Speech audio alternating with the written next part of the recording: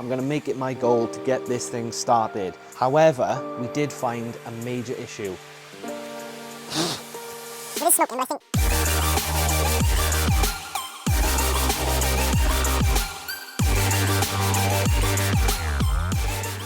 Welcome back to K & Build. So we haven't posted a video for a week or two now, and there's two very good reasons for that. One, me and Matt have been to a few car shows, so we have been fairly busy with that.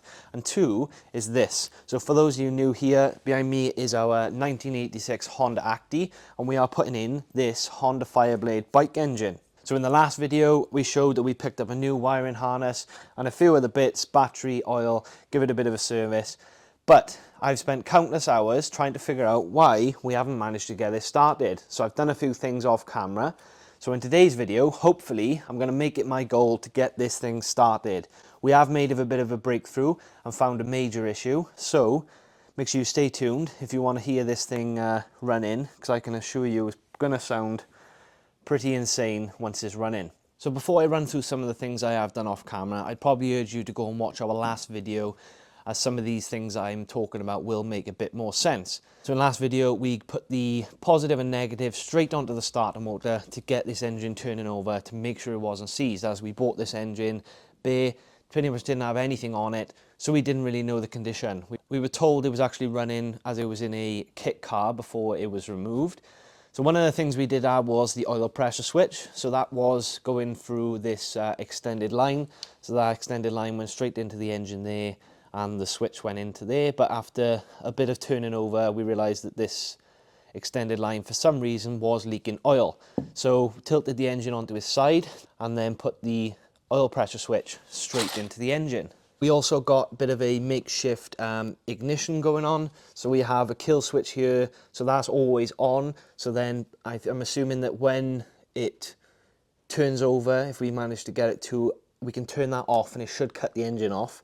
And then this was our ignition. This should probably be a push button, as on a bike, you push the button in to start it, and then when you release, obviously the starter motor stops turning. So all we just got to remember is to turn that on, and as soon as it's started, to turn it back off. Otherwise, the starter motor is probably going to keep turning while it's running.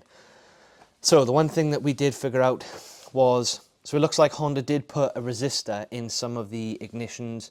So we thought that maybe that was missing, as the ECU couldn't see the resistor. So that's where we ordered this. So this is actually an aftermarket ignition. It is made for a Honda Fireblade. So after removing the back, there wasn't actually a resistor in this ignition either. So we wasn't sure if this was still the issue. So we plugged it on, tried this, but still nothing. Turning it on, couldn't turn it over or anything.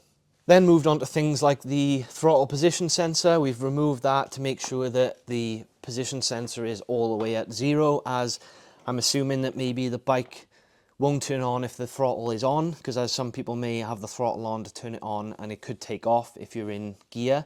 But there is another one as well, is the neutral switch. So there is a neutral switch in the engine. If that is not in neutral, so we have made sure it's in neutral.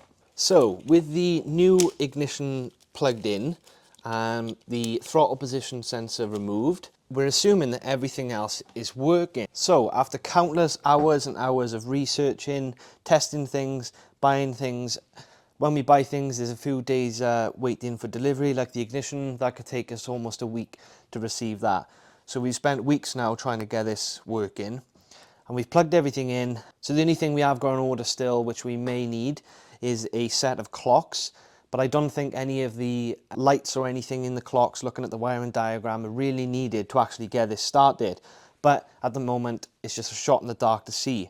However, we did find a major issue, and that is with this wiring harness.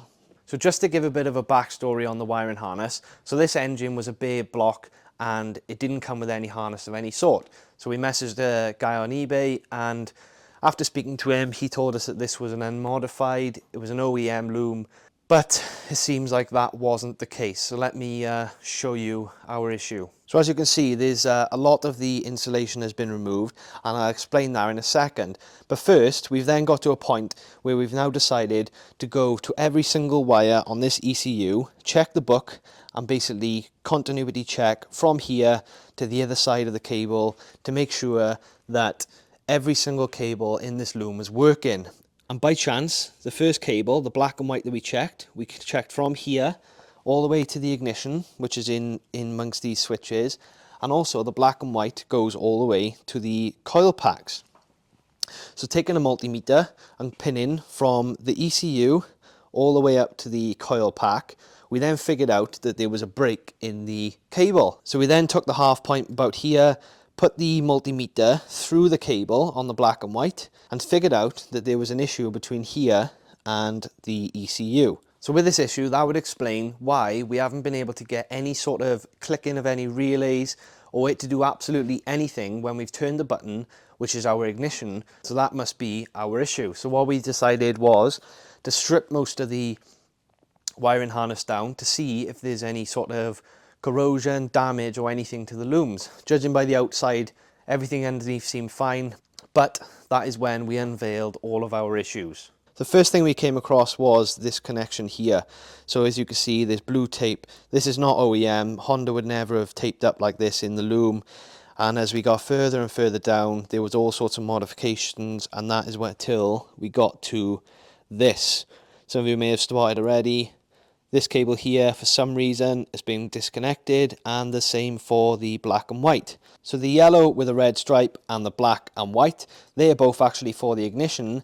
And there's also been sorts of jumps onto these cables here. So there's one there we've stripped back. It has been soldered, so that should be fine. So that is where we're up to as of now. What we're going to do is just simply strip the ones that aren't connected together, just twist them together for the time being, as we have explained before that we're probably going to redo this loom, as in strip it all back and re-tape it all to make it look a lot nicer. And obviously the truck is a lot longer than a bike, so the chances are we'd have had to have cut the loom in half anyway to extend it. So now that gives us a chance to extend the loom where all these connections are, to remove them, as we don't want these in there, as we want to make it as future proof as possible. So now that you're all caught up on what we have been doing off camera, we can now start to maybe fix these issues, and fingers crossed this thing will actually start or turn over or something. Once these two are connected together, we'll check them as well, and that would mean that this loom is actually okay, providing we fix these two issues.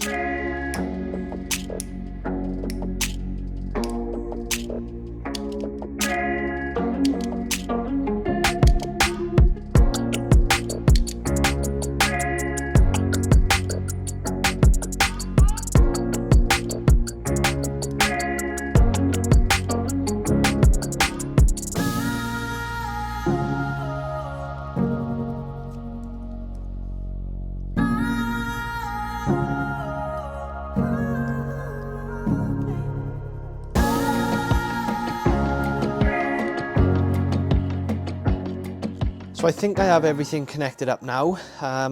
Could have missed something, but we'll double check if nothing happens. So what I have got as well is this, it's like a portable fuel tank. It's actually for motorbikes, and it has a cut off on it. So most bikes or older bikes are gravity fed. So all this has to be done is hung up above the carbs, and then hopefully the gravity should fill the carbs with fuel.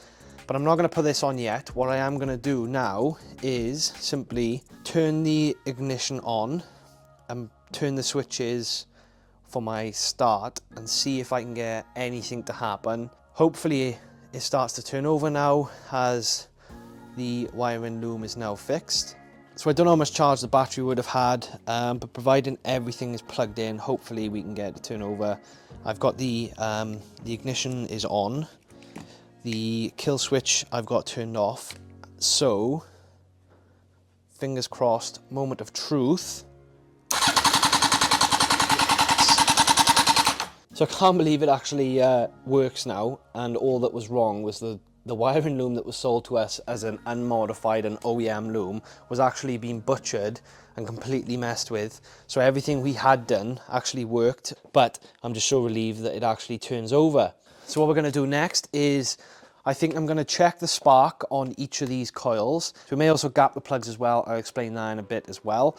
But for now, let's get these coils off, and we'll have to take one spark plug off.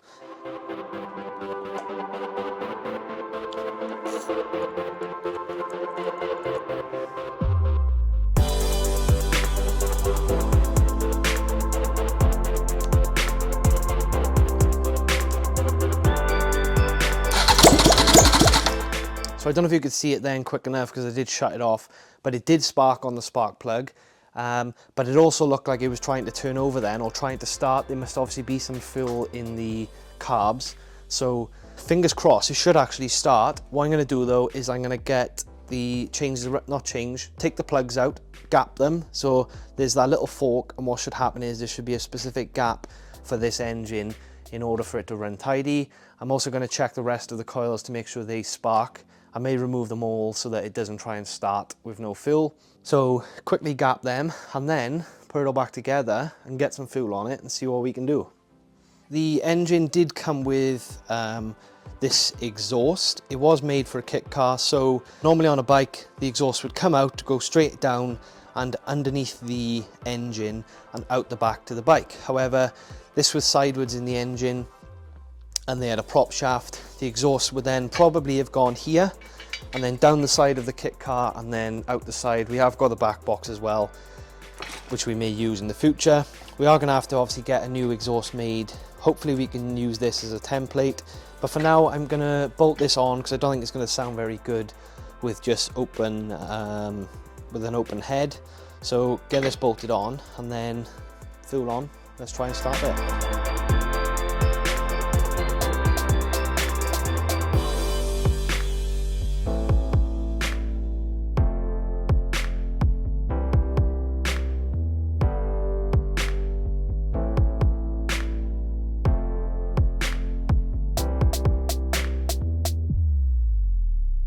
So spark plugs have been checked, spark itself, so the coils must be working.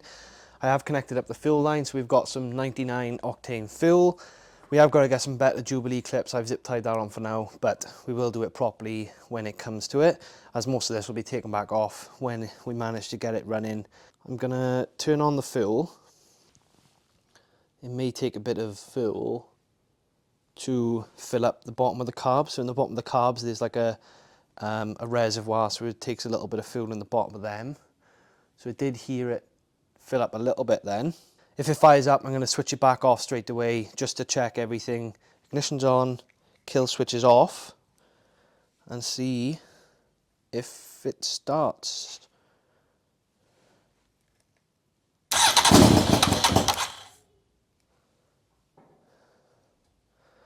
So it did start, well, sort of.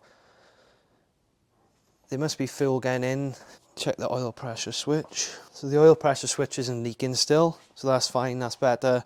It may not run properly, or it may not start properly because we have got a air box which goes onto here. There are some lines which have been cut and there's lines there which I'm assuming are supposed to be for air, so there may be something like that. But yeah, bugger it, let's just go for it. I might just leave it turning over for a bit. I think the throttle is the one inside there, so I may add a bit of throttle to try and get it started. But let's just try again.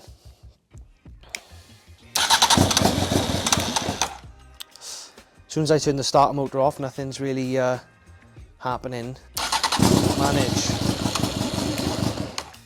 As soon as I turn it off, it just cuts out.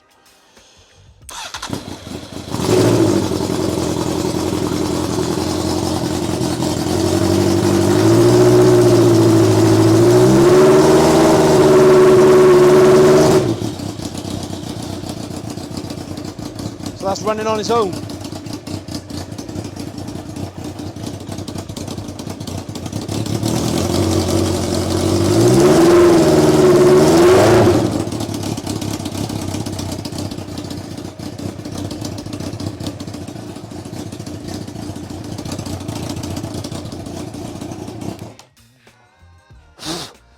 So it is smoking, but I think it looks like it's just the exhaust. It may just be the grease off my hands is burning off. So what you can do just to check that each cylinder is firing is just tap the exhaust. Be careful, it's probably very hot very quickly, and all the exhausts are actually warm, so all of them are firing, whether or not they're firing at the right times. It should be fairly straightforward to get it to run normally. You may just have to put this box on. So I can have a little look around, see if there's anything that I've got unplugged, but it is running and that it sounds insane. I think this engine revs to something like 11,000 revs, so to hear that in that is going to be insane. So Just going to check a few things now and hopefully get it running and sounding a bit better.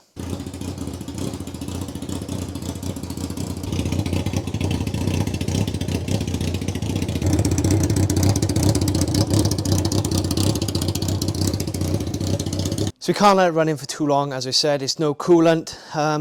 There isn't really anything obvious that I can see that is stopping it from ticking over better. It's probably just this airbox. All bikes, you need to make sure you've got proper airtight seals. There are some things I think we can check in the carbs. There's a plastic membrane, I think, in the top of this. If that's got any holes in it, it creates a vacuum. So if there's any holes in them, so we got to check them. What I may do is just give it a quick rev just to show you how insane it sounds. It may not do it justice on the camera or the sound, but this thing in person sounds incredible. So